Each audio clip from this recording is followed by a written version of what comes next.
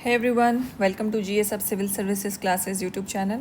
आज हम लोग निर्णायक बैच का डे 15 टारगेट देखने वाले हैं।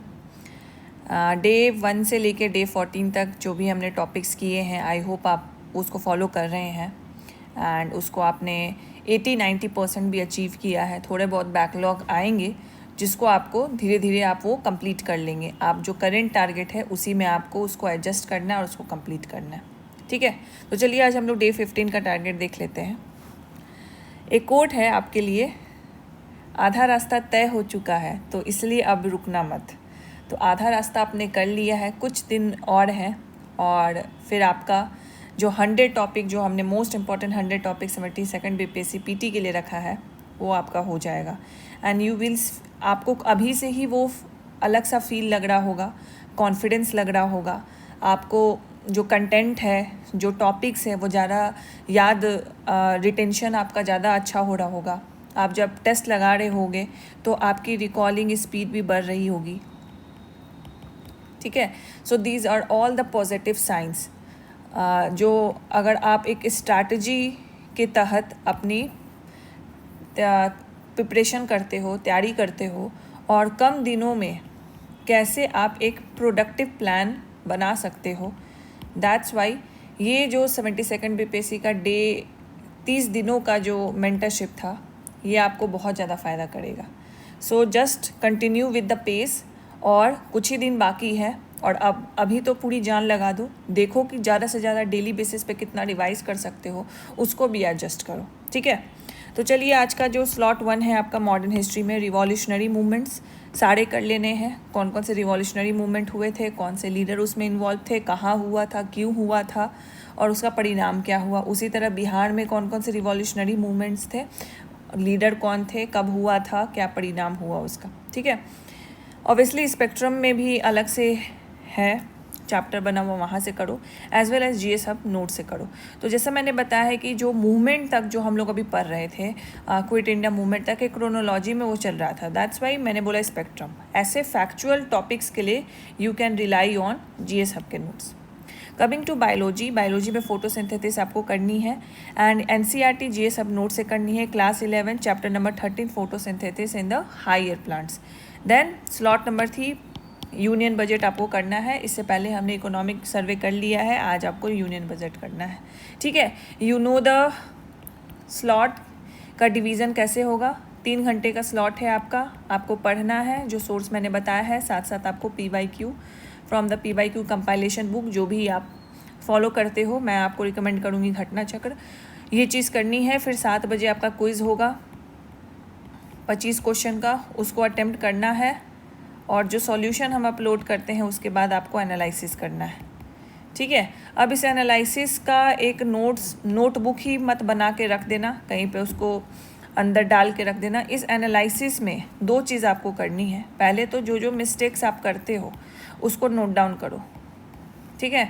तो ये मिस्टेक्स वैसे मिस्टेक्स हैं जो आपके MCQ सॉल्विंग एबिलिटी के कारण हो रही है। Basically it is not related to the content जो पूछा जा रहा है, उससे नहीं है।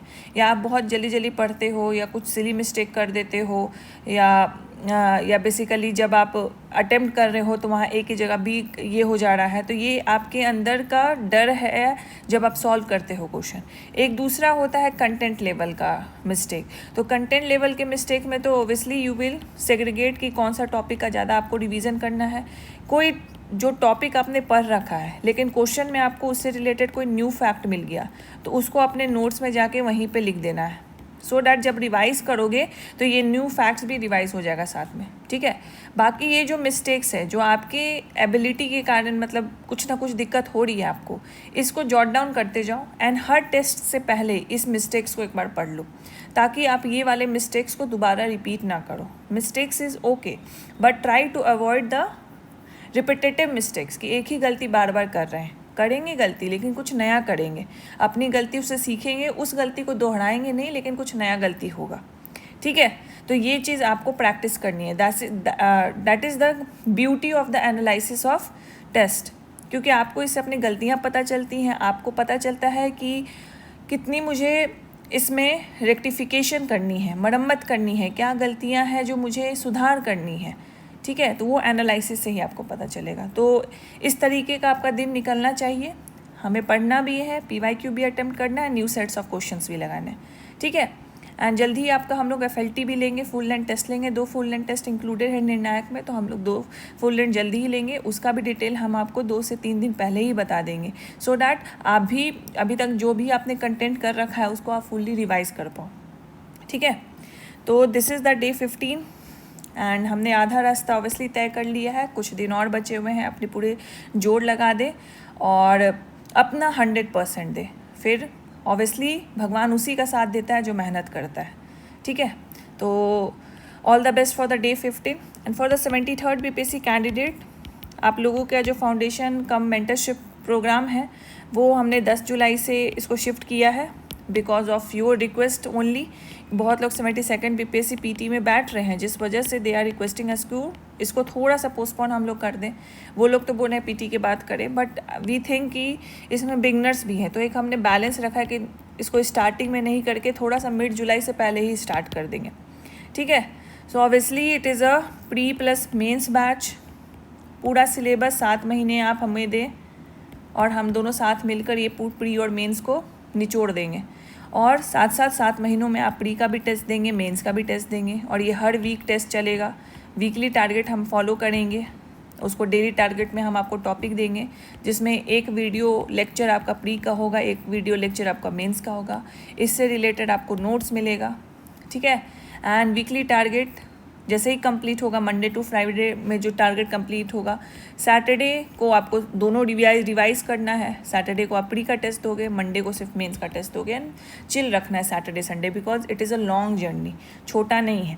तो हमें 1-2 दिन का ब्रेक भी होना चाहिए so that we can rejuvenate and start fresh on the Monday. इसीलिए हमने सैटरडे संडे को थोड़ा चिल रखा है, उसमें बस आपका टेस्ट हमने शेड्यूल किया है, ठीक है। इस तरीके से पढ़ोगे, no one gonna stop you to crack the 73rd BPSC। Not only कि आपने प्रीलिम्स कर लिया और 10 लोगों को सुना दिया कि प्रीलिम्स क्वालिफाई हो गया BPSC का। आपको फुल हमेशा मैनिफेस्ट करो ना कि फाइनल जो रिजल्ट निकलता है ना BPSC का, उसमें आप अपना नाम देखो, ना कि जो प्रीलिम्स का जो रिजल्ट निकलता है उसमें बस अपना रोल नंबर देखो। तो हमेशा ना फाइनल सिलेक्शन का मैनिफेस्टेशन रखो, तो वही अचीव होगा आपको, ठीक है। तो this is all for this session, and for the Ninayak batch student, please complete the target of day 15 as well. Thank you.